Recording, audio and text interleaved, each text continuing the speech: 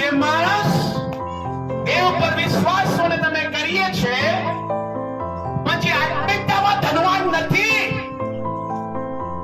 એવો બાહ્ય રીતે દેવની દ્રષ્ટિમાં ક્યારેય ધનવાન ના હોઈ શકે. આત્મિક ધનવાન કોને કહેવાય? જેને પ્રાર્થનાનું ઘરેણું પહેર્યું હોય. હાલેલુયા.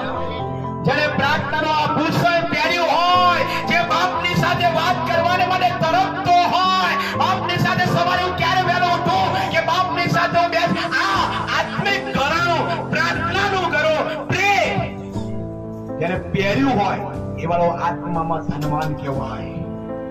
જેને બાઇબલનું ઘરેણું પહેર્યું હોય, બાઇબલનું આભૂષણ પહેર્યું હોય, એ માણસ આત્મિકતામાં ધનવાન કહેવાય.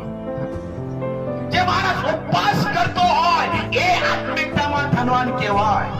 જે સંગતિમાં હંમેશા લોકોના સેવકોની કંટક મારે, આત્મિક